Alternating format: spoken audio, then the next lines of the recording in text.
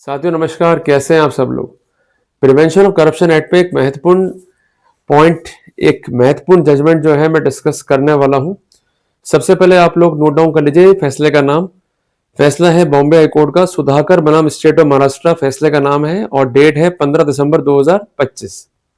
इस मामले में क्या हुआ, अक्यूज जो है कन्विक्ट हुआ धारा 7, धारा 13, sub clause 1, sub clause D PC act में, और इसके अलावा धारा 12 पीसी एक्ट का भी जो है चार्ज है। बेसिकली यह केस एक स्पेसिफिक कॉम्बिनेशन है।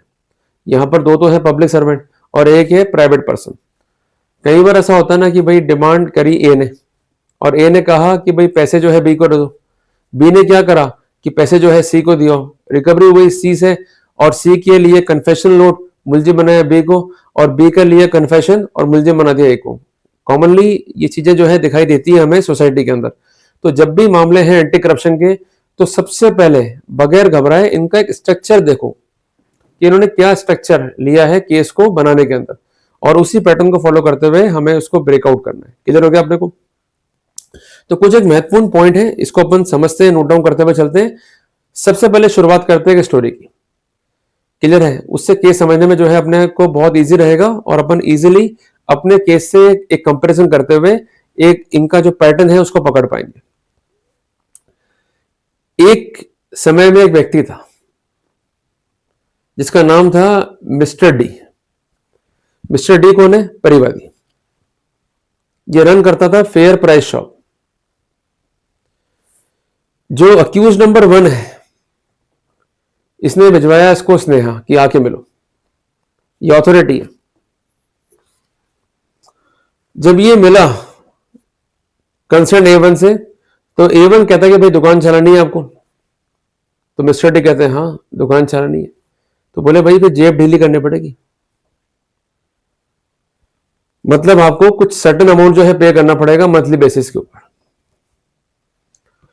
अगर अमाउंट पे नहीं करोगे तो आपको दिक्कतों का जो है सामना करना पड़ेगा। मिस्टर डी पड़ गए सोच में, बात मानूं या ना मानूं, पर उनका जमीर जो है वो जगा हुआ था। उन्होंने कहा नहीं भाई मैं रुपए नहीं दूंगा, मैं एक ईमानदार व्यक्ति हूं, मैं ईमानदारी के साथ जो है दुकान चलाऊंगा। अल्टीमेटली A1 ने दुकान में निकाली कमियां, ऐसा कहना था मिस्टर डी का, और प्रोसीडिंग्स जो है इनिशिएट करी अटैचमेंट की, और फाइनली ऑर्डर जो है पास कर दिया। जब किसी व्यक्ति विशेष की दुकान बंद हो जाएगी, बौखला जाएगा, वो परेशान हो जाएगा। उसके बाद फिर एक ही ऑप्शन है कि जिसने उसे बुलवाया था उसके पास जाए, संपर्क करे, माफी मांगे, और जो चल रहा था वैसा होने देवे। अल्टीमेटली इस केस में लगभग वैसा ही हुआ। जो ये मिस्टर डी थे जाके मिले मिस्टर A1 से। उस समय इन्होंने बुलाया अपने किसी अधीनस्थ को कि भाई इनसे एक अर्जी जो है ले लो, इनको अपनी गलती का जो है एहसास हो गया है और इनकी दुकान जो है हम खोलने का पूरा प्रयास करते हैं। साथियों एक बात ध्यान रखना, अगर आप एक लोक सेवक हैं, जब इस पॉइंट पर आप कोई हरकत करते हो तो यहां पर जो कंसर्न परिवादी है या आवेदक है वो अनड्यू एडवांटेज भी ले सकता है। आप there might be a possibility कि उससे कुछ नहीं चाहते हो, पर इसके बावजूद भी वो एक सीन क्रिएट करेगा कि आप बहुत कुछ चाहते हो, क्योंकि अंतोगत्वा इस केस में जो परिवादी था वो झूठा साबित हुआ और जो आरोपी गण थे वो बरी हो गए। पर हम समझ रहे हैं केस को एक स्पेसिफिक पैटर्न के अंदर।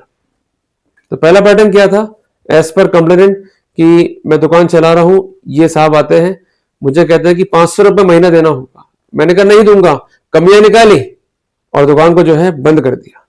मजबूर था, मरता क्या नहीं करता, जाके इनसे मिला तो इन्होंने बुलाया सबऑर्डिनेट को, बोले इनसे जो है ले लीजिए प्रार्थना पत्र, इस पर जो है विचार करते हैं। क्लियर हो गया आप लोग। अब यहां पर एक क्राइम हुआ परिवादी के हिसाब से। इसका कहना यह था कि उस समय मुझसे मांगे गए 5,000 रुपए कि दुकान तो आपकी खुल जाएगी जनाब, पर रुपया देना होगा। और यह कहा गया 1,000 रुपए विद इन 2 डेज देने होंगे और 4,000 रुपए काम होने के बाद। इन द मीनवाइल जो परिवादी है ये पहुंचता है एसीबी के पास में, और लगभग हमारे केसों में ऐसा ही होता है बात कुछ होती है और कुछ और बना के इसको करते हैं पेश, और अल्टीमेटली हम हो जाते हैं ट्रैप। इसलिए हमेशा मैं कहता हूं कम बोलो। अगर परिवादी एम्फसाइज कर रहा है पैसों के ऊपर, बी अलर्ट। उसके बिहाफ पर कोई थर्ड पार्टी आ रही है, बी अलर्ट। अगर जगोगे नहीं तो नौकरियां कर नहीं पाओगे। नौकरी मिलना जितना मुश्किल है उतना मुश्किल है इसे परफॉर्म करना, क्योंकि जो लोक सेवक है उसकी लाइफ में इस तरह की जो मुसीबतें हैं वो आना तय होती है। पर सावधानी ही बचाव है, precaution is better than cure. इस बात को सदैव ध्यान रखना। एसीबी के पास जब कोई बंदा अप्रोच करेगा तो एक रिपोर्ट देगा, लाजमी सी बात है, उस पर करेंगे वेरिफिकेशन। अब यहां पर खेल जो है चेंज हो गया। जब वेरिफिकेशन हुआ तो मिला अक्यूज नंबर 2। इससे पूछा गया कि कहां गए साहब, मतलब A1। तो उसने कहा साहब बाहर गए। इन द मीन वाइल संपर्क किया A1 ने कि मैं ऑफिस आ गया हूं, आप ऑफिस में जो है आ जाइए। परिवादी के साथ एक शैडो विटनेस जाता है। अल्टीमेटली अक्यूज नंबर 1 कहता है बात कीजिए अक्यूज नंबर 2 से। अक्यूज नंबर 2 बात करता है पैसों की, पर यह कहता है कि पैसे दिया ना अक्यूज नंबर 3 को। अक्यूज नंबर 3 कौन है? एक होटल का ऑनर, मालिक। अक्यूज नंबर 3 पैसे लेता है, अल्टीमेटली उसे रंगे हाथों पकड़ लिया जाता है। तो यहां पर डिमांड किसकी है? A1 की। डिमांड किसकी है? A2 की। पर एक्सेप्टेंस और रिकवरी किससे है? A3 से। तो केस बढ़ गया 200 में। Finally they were chargesheeted and they were convicted by the concern trial court. सबसे पहला अटैक यह था डिफेंस का कि इस मामले में 2 लोक सेवक हैं। यद्यपि जब चार्जशीट हुए तो वो रिटायर हो गए, पर इसके बावजूद भी सैंक्शन इंपेरेटिव है। धारा 19 PC एक्ट की सैंक्शन चाहिए ही चाहिए। कई बार आप लोग क्वेरी भी तो करते हो कि क्या लोक सेवक के रिटायरमेंट के बाद भी सैंक्शन की रिक्वायरमेंट होगी? उत्तर है हाँ, आवश्यक है। और यह स्थिति इस केस में लेट डाउन हुई है। इसके अलावा कुछ महत्वपूर्ण फैसले हैं, मैं आपको नोट डाउन करवा देता हूं, जिसमें यह बात जो है मानी गई है कि even after retirement sanction is imperative.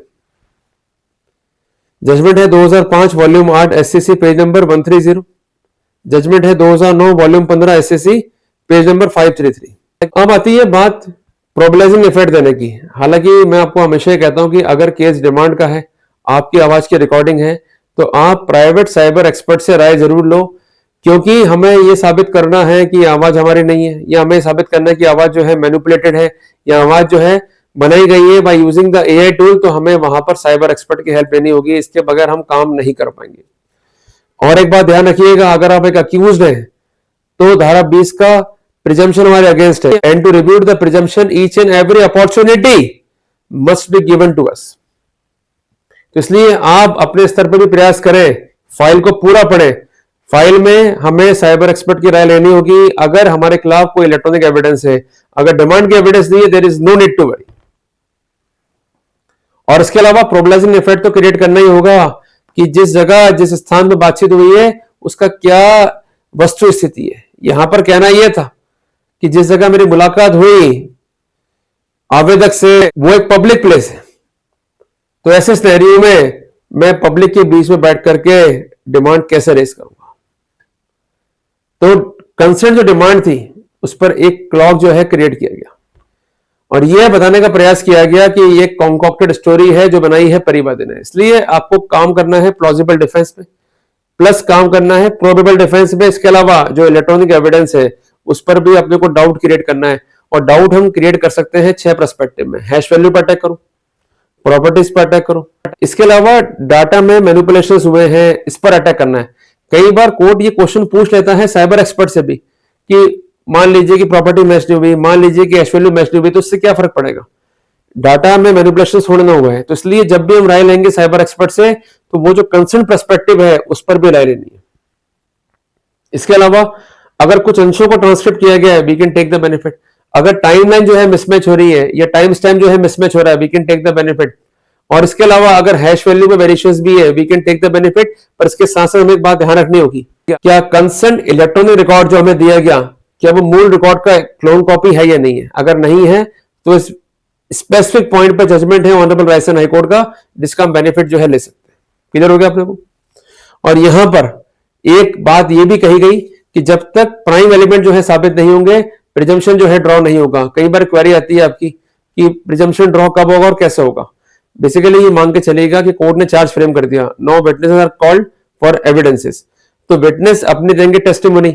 सबसे पहले आपको ये चेक करना है कि ये विटनेस जो है डायरेक्ट एविडेंस है या हियर से एविडेंस है। हियर से एविडेंस है, डोंट नीड टू वरी, पर एविडेंस अगर डायरेक्ट है, जो वो टेस्टिमोनी दे रहा है और उसके स्वयं के बयानों में कोई विरोधाभास नहीं है, एंड अपार्ट फ्रॉम दैट उसका जो बयान है उसको अन्य गवाह जो है सपोर्ट कर रहा है, उसको कॉरोबोरेट कर रहा है, तो वहां पर उनका पक्ष जो है मजबूत हो जाएगा।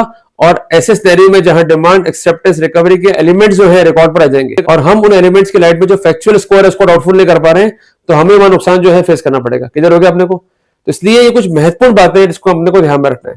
तो इस केस में कोर्ट ने एक्विट किया आरोपीगण को इस पॉइंट पे कि जो कंस्टेंट फैक्चुअल सिनेरियो है या पोजीशन है उसमें इनकंसिस्टेंसी है, उसमें जो है विरोधाभास है। Ultimately the accuse succeeded. तो अगर आप भी इस प्रकार ट्रबल से गुजर रहे हैं तो फाइल को पूरा पढ़ें, नोट्स तैयार करें और आपका स्पेसिफिक रोल क्या है उसको निकालें, और किस पैटर्न से आप एंटर हुए उसी पैटर्न से हमें बाहर निकलना है। बट हमें पैटर्न क्या है उसको देखना होगा और पैटर्न क्या फॉलो हुआ है हमें फंसाने के लिए इसको जो है देखना होगा। जितना झूठ बोलेगा परिवादी, जितना उसका बयान होगा सेल्फ इनकंसिस्टेंट, जितना उसका बयान होगा mismatch with the documentary evidences on the record, उतना ही हम जो है बेनिफिट ले पाएंगे। तो ये कुछ महत्वपूर्ण स्ट्रेटेजी है, कुछ महत्वपूर्ण वर्कआउट्स हैं जिसका हमें विशेष ध्यान रखना होगा whenever we are going to fight a false anti corruption case. जल्दी मिलेंगे एक नए टॉपिक के साथ। टिल देन, जय हिंद, जय भारत।